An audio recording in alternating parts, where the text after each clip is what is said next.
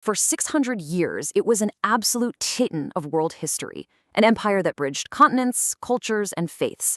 But for the last century, its story has always been told as one of, inevitable decay, just this slow, painful collapse. But what if that whole story is wrong? You see comments like this in corners of the internet, and it taps into this really powerful and persistent idea.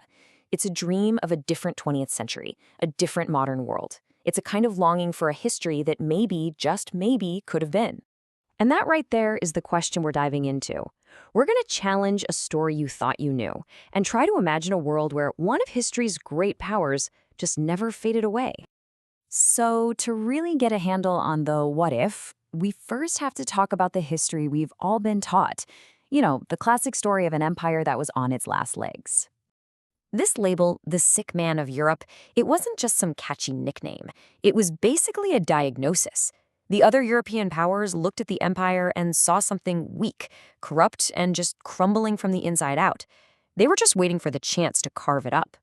And yeah, if you look at the 19th century, it was just a relentless barrage of bad news. First, Greece breaks away in this big wave of nationalism. Then the incredibly costly Crimean War showed just how far they'd fallen behind in military tech.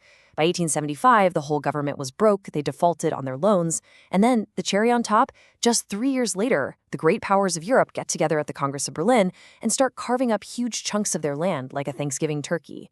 The patient, it seemed, was well and truly on life support. But here's where the story gets really complicated. In the exact same year the empire went bankrupt, it had the third most powerful navy on the entire planet. I mean, this wasn't the fleet of a collapsing state. This was the fleet of a global power. So what on earth was really going on? The truth is, it's a paradox. This incredible military might was all bought on credit. This desperate race to keep up with European technology, to project power and just defend its borders, was the very thing that was bankrupting the state. It was a vicious cycle that, from the outside, just seemed to prove that sick man diagnosis was right. So we've got this picture of a state that's somehow both powerful and totally broke. How do you even make sense of that? Well, in the last few decades, historians have started telling a very, very different story. What if the empire wasn't just passively rotting away from the inside? What if it was fighting, changing, and trying desperately to adapt to a completely new and hostile world? You see, for generations, our whole understanding was shaped by this thing called the Ottoman decline thesis. And the idea was super simple. After this glorious peak in the 16th century, it was all downhill, just a centuries-long, unstoppable slide into total irrelevance. But today, that idea is basically considered obsolete. As the historian Jean Hathaway puts it, the consensus among experts is that the whole notion of decline was a myth. It was just a really simplistic and frankly kind of biased way of looking at a super complex state. Now, what's really fascinating here is how this totally reframes the narrative. Instead of a passive story of decline, historians now talk about crisis and adaptation. The Ottoman state wasn't just sitting there falling apart. No, it was this dynamic thing, actively fighting for its life against these incredible pressures from both inside and out. So the crucial point is this. The period we used to just label decline was actually this massive era of transformation. The Tanzimat reforms, for example, were like a top-to-bottom renovation of the entire empire.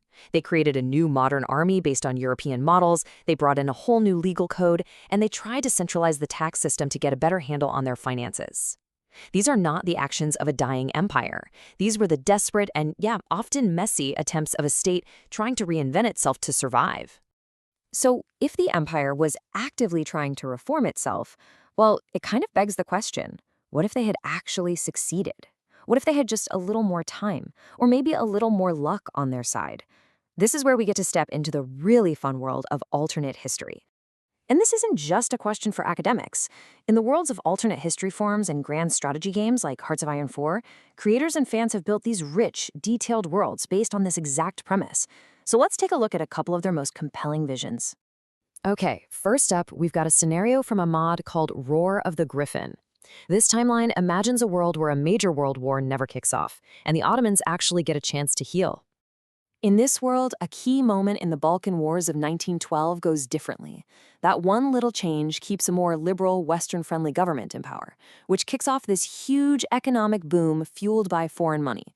Istanbul becomes this incredible hub of new ideas, and there's real hope for a more federal, inclusive empire. The sick man of Europe, it seems, is well on the road to recovery. A second, even more famous timeline comes from the Kaiserreich universe, and here, the big change is, well, the big one. The Central Powers actually win World War I. So the Ottomans end up on the winning side of history. They get to keep all their Middle Eastern territories and avoid being chopped up by Britain and France. But victory doesn't mean peace. The empire is now bogged down in this constant, draining fight against nationalist uprisings in its Arab lands. They're a victor that can find absolutely no rest. Now, these alternate timelines are fascinating to think about, but to really, truly get what was on the line, we need to look at a terrifying what-if from our own history.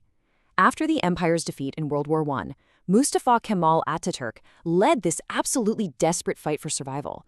What if he had failed? And this just spells out the grim alternative. Defeat would have meant the complete dismemberment of what was left of the empire.